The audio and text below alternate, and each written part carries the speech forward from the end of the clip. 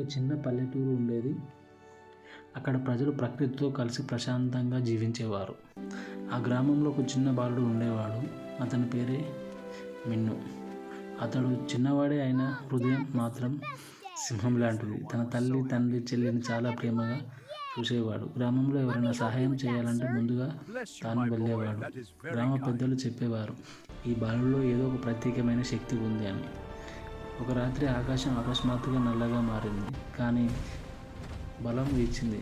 అడవిలో నుంచి భయంకరమైన రాక్షసులు గ్రామంపై దాడి చేశారు. కానీ గ్రామ ప్రజలు భయపడి ఆ చిన్న బాలుని కుటుంబాన్ని అపహరించారు. ఆ చిన్న బాలు ఒంటరిగా మిగిలిపోయాడు. అతని కళ్ళల్లో కన్నీళ్ళు వచ్చినా భయం మాత్రం లేదు. నా కుటుంబాన్ని నేను తప్పకుండా కాపాడుకుంటాను అని ప్రతిజ్ఞ చేశాడు.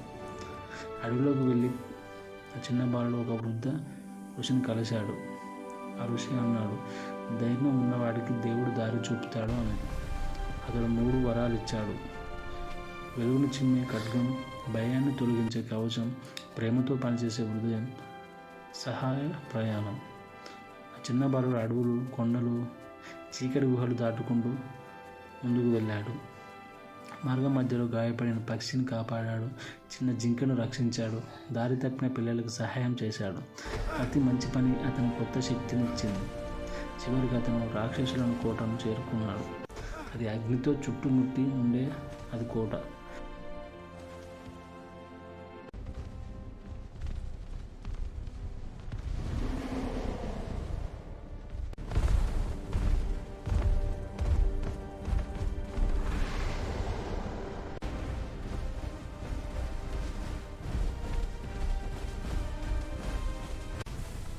I won't back down!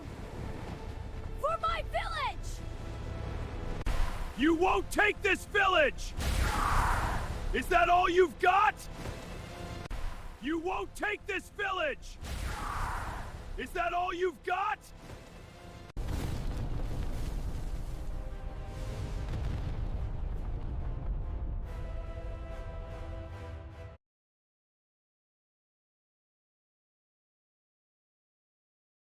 రాక్షసి రాజు నవ్వుతూ అన్నాడు, చిన్న బాలుడా, నువ్వు నన్ను It's the Demon King!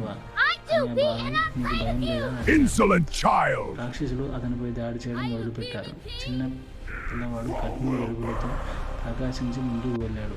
తనను తాను బలం కాదు, ధైర్యంతో పోరాడాలని నిర్ణయించుకున్నాడు. రాక్షసరాజు చివరిగా పెద్ద అంధకారంగా మారాడు. అప్పుడు ఆ చిన్న బాలుడు గుర్తు చేసుకున్నాడు, ప్రేమే గొప్ప శక్తి.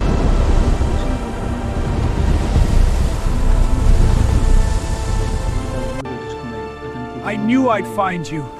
We're together again. చేసుకుంది. గాయం మొత్తం ఆనందంతో నిండిపోయింది. గ్రామం మొత్తం ఆనందంతో నిండిపోయింది.